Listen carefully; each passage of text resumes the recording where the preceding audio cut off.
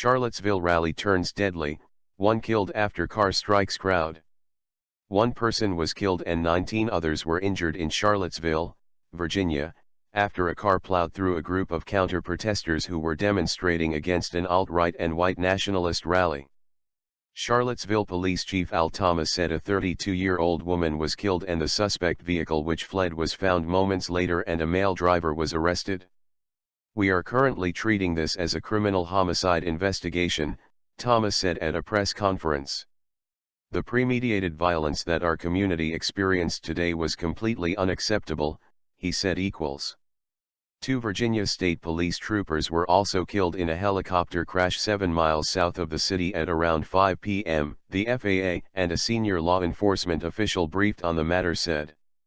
Circumstances of the crash are not clear and the incident is under investigation, state police said.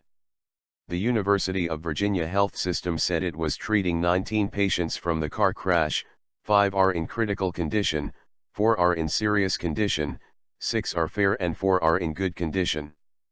Described as a group of anti-racist protesters by a witness who took video of the crash, the group of marchers was packed close together at the end of a street near the intersection of 4th and Water Streets in downtown Charlottesville when the car struck. Brennan Gilmore, a 37-year-old who works for a startup, shot the footage and said he heard tires squealing before he saw a gray Dodge Charger build up speed and ram the crowd. It hit a number of people before plowing into the bumper of another car. "It was very clearly intentional," Gilmore told NBC News. From the far end of the street it accelerated, slowed down right before the crowd and then slammed on the gas through the crowd sending bodies flying. And then it reversed back into the street dragging bodies and clothes. The car then backed up and fled the scene. 35 people overall were treated for injuries by city personnel, Thomas said, and 14 of those were hurt in individual engagements as violence flared amid the white nationalist rally and counter-protests. No injuries were reported from interactions with police, he said.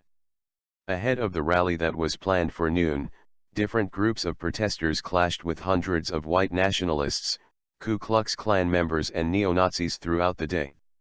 They began to disperse after Virginia Governor Terry McAuliffe declared a state of emergency and police told attendees to depart.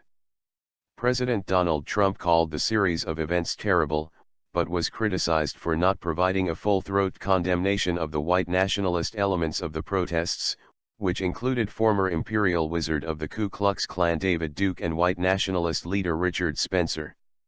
"We condemn in the strongest possible terms this egregious display of hatred, bigotry and violence on many sides," the president said during a Saturday press conference. On many sides. When asked to clarify what the president meant by many sides, a White House official said Trump was condemning hatred, bigotry and violence from all sources and all sides. There was violence between protesters and counter-protesters today. Trump did not respond when reporters asked whether the Charlottesville car crash was terrorism or if he denounced white nationalism. McAuliffe did not mince words during an evening press conference that was a clear rejection of the white supremacists and the Nazis who came into Charlottesville today. He simply told them to go home. "You came here today to hurt people, and you did hurt people," McAuliffe said. "My message is clear: we are stronger than you. You have made our Commonwealth stronger. You will not succeed. There is no place for you here. There is no place for you in America."